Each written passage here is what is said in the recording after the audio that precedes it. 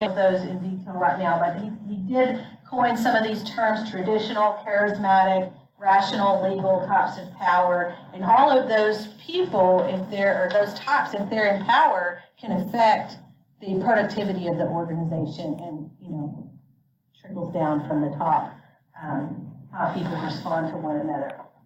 The purpose of organizational structure was focused on efficiency. How can we get the job done with the least amount of resources? And decision-making starts at the top and is based on expertise. So you would assume that the person at the top would have the most expertise to make the best judgment. We don't see that as much today. We see a lot of people at the top who maybe don't have the expertise or to make the best judgment. But that was the ultimate of doing it. And then in the 1900s, we enter into a scientific method, which was very focused on increasing productivity. So how can we get more out of these people? He started looking at some of the problems. What were the problems, and why wasn't maybe Weber's stuff working out? Why wasn't that working as smoothly if it was the ultimate? What were the issues there? And so he defined this word scientific management. And he believed that you could take a look at the relationships between the people on the job and determine what's going on here. Why is this person less productive than this other person? And there were some experiments related to that. From scientific management is where we get employee incentives.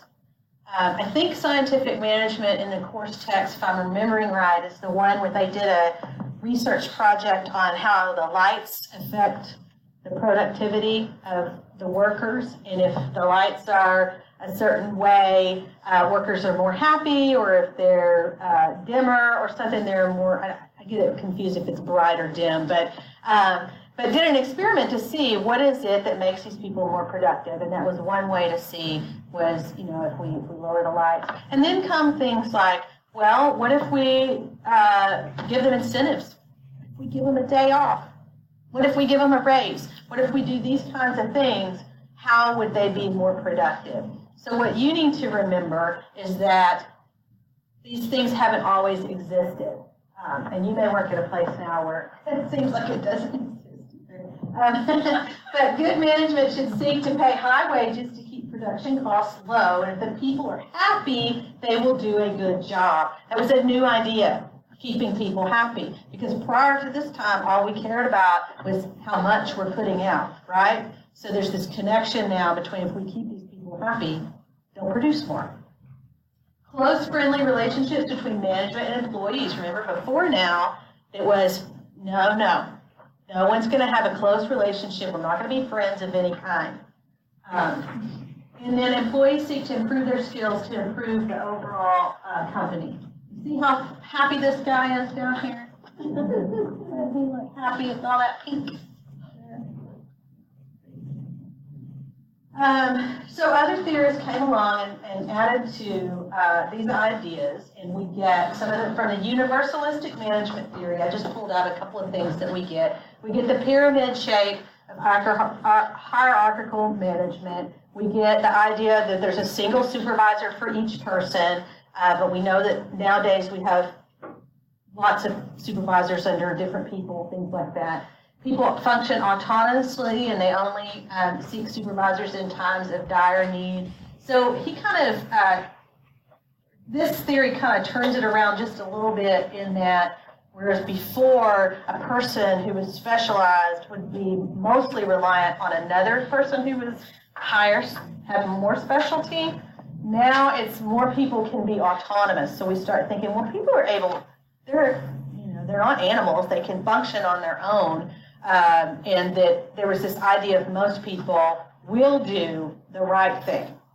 So whereas before they thought, well, people only want to work, they have to be forced to work.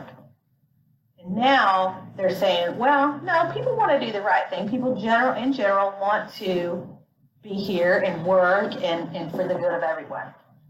Okay, so I'm a little distracted by closed eyes and things like that. So I'm hesitant to move on, but I'm going to press on and continue to hold you hostage as long as I can. Okay. Let's see, I think I've already covered most of that. So the scientific part of this type of management is based on research or evidence-based management. So here we get into the evidence-based ideas that we're not just going to try things, but we're going to see if we can be sure based on experiments. So the experiment with the lights and those kinds of things help to develop some of these theories in a way that is more plausible. So when we have evidence-based theories, it means those are the theories that seem to really show what's happening. So you'll hear about evidence-based a lot in social work. And when we hear that, we're thinking about, okay, those are the things that are the best practices for social work. If somebody's already tried it and done it, then those are the things we should be doing. So there's also this idea of the natural systems perspective, which talks about this idea of the iron rule of oligarchy. And this person wrote a book called The Iron Rule. And this is the idea that eventually a bureaucracy will become more like an oligarchy, and that organizations have a life cycle. And that life cycle includes things like people getting to the top and sort of forgetting about what the mission was and maybe forgetting about what the people are and being more self-focused.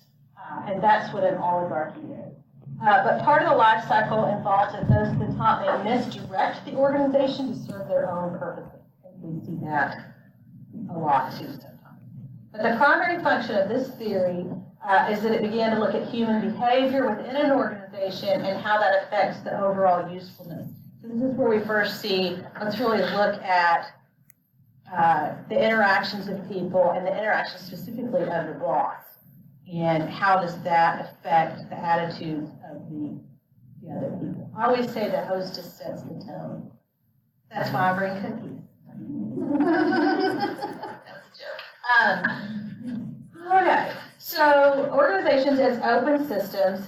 This is just an example on page 201. That the idea that organizations interact with their environments. And that one of the examples might be when a social worker identifies an issue, you might conduct a community needs assessment to explore the effect of the outside environment regarding that issue. We also look at the human relations theory, which is this Hawthorne effect that I was talking about with the lighting. The role of leadership is important to understanding the social forces. Workers are motivated as individuals by different elements of the workplace. So each person has their own level of motivation. What motivates me may not be the same thing as motivates you. For example, for me, it's always been flexibility. That's my thing. And my one thing in my entire career has been I will not be on call. I do not want a pager. I used to call them pagers. But I do not want to be on call in the middle of the night.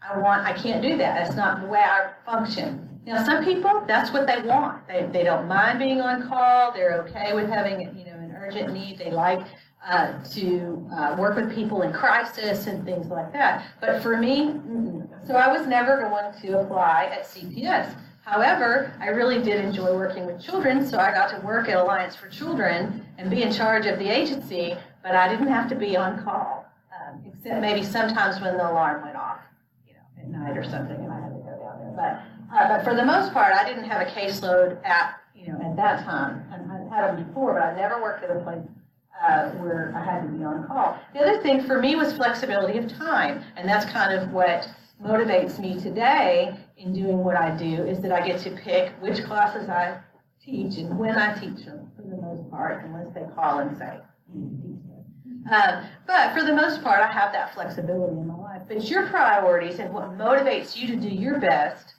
will be what's your person. If it's money, then maybe you go out and you work 10 jobs, or maybe you do something different or change. But the idea there is that every person is different. And also that people are not just there to make money, but there is an employee satisfaction. And employee satisfaction is actually not an old thing. It's more of a new thing for people to start looking at, would it be better to have 4-day weeks? Is it better to have casual Fridays? What is it that keeps these people coming back so that they will be productive employees?